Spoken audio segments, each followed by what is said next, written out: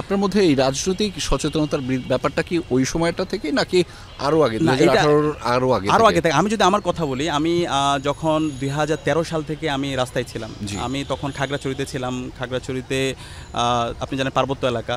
ওই সময়ে আমরা তখন 12 জন, 20 জন, 25 জন, 26 জন আমরা রেগুলার হচ্ছে পিকেটিং, ফেসিবাদ বিরোধী যতগুলো আন্দোলন তখন আমরা ওইখানে করতাম।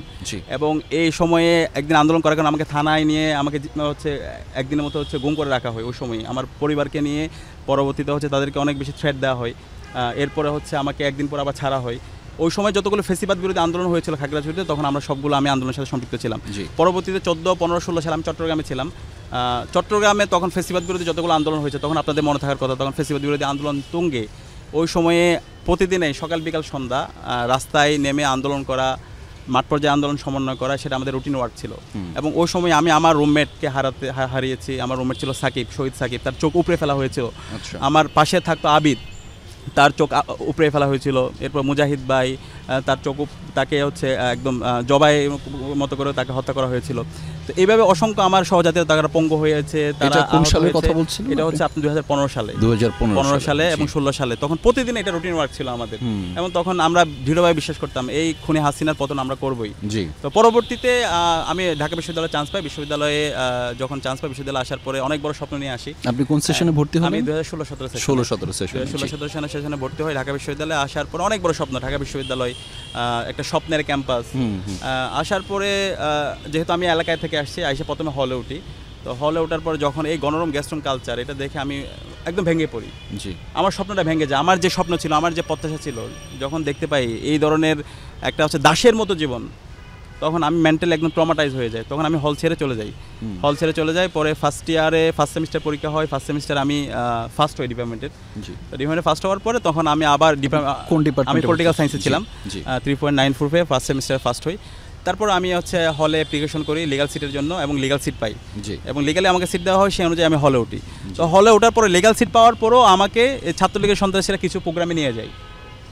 কারণ ওই সময়টা হচ্ছে যে হলে থাকতে সবাইকে তাদের যে প্রোগ্রামগুলো ছিল ওগুলো প্রোগ্রামগুলোতে নিয়ে যেত। তখন আমাকে কিছু প্রোগ্রামে তাদের জোরপূর্বক কিছু প্রোগ্রামের ছবি পাওয়া যায়।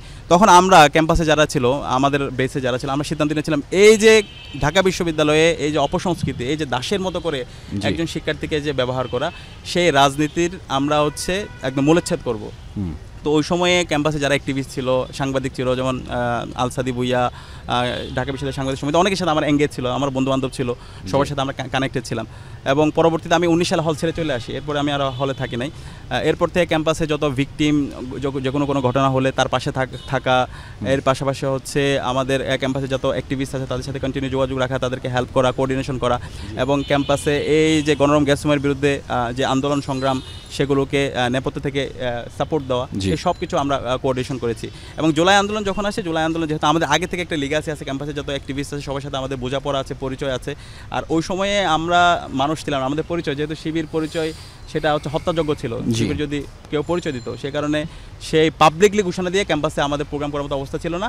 কিন্তু ক্যাম্পাসে যারা অ্যাক্টিভিজম করতো, আমরা তাদের সাথে আমাদের একটা ভালো সম্পর্ক ছিল, তাদেরও বোল্ড অবস্থান ছিল। বিশেষ করে সাংবাদিক যারা ছিল, ঢাকা বিশ্ববিদ্যালয় সাংবাদিক সমিতি, তারা অনেক বেশি কোঅর্ডিনেশন করেছে, কোঅপারেশন করেছে, এবং তাদের অনেক ভালো সাপোর্ট ছিল সাংবাদিকদের। রাত 3টা, 3:30 যখন কোনো একটা হলে কেউ নির্যাতনের শিকার হতো, তারা রাতেই চলে যেত এবং সার্বিকভাবে তারা সাপোর্ট দিত। তো এই জুলাই আন্দোলন যখন শুরু হয়েছে, জুলাই আন্দোলনে তখন আমাদের এই যেহেতু আগে থেকে একটা বোঝাপড়া ছিল, কোঅর্ডিনেশন ছিল, সেই কারণে সবার সাথে কানেকশন করা, আন্দোলন কন্টিনিউ করা, এই সব কিছুতে আমাদের অনেক বেশি সহায়তা হয়েছে। তো এখন জুলাই আন্দোলন পরবর্তীতে আপনি দেখতে পাবেন এখন আমাদের একটা চমৎকার একটা জেনারেশন তৈরি হয়েছে। আমি যেটা বারবার বলার চেষ্টা করছি, যে জেনারেশনটা তার আদর্শের ঊর্ধ্বে। ধরেন আমি শিবির করি, আমার বন্ধু ছাত্রদল করে, কেউ বাম করে, সে আদর্শিক থাকতে পারে, কিন্তু আমরা বাংলাদেশ প্রশ্নে, আমরা হচ্ছে নতুন বাংলাদেশ, আমাদের ক্যাম্পাস, নতুন পলিটিক্যাল কালচার বিনির্মাণের জায়গায় আমরা সবাই একসাথে কাজ করতে চাই।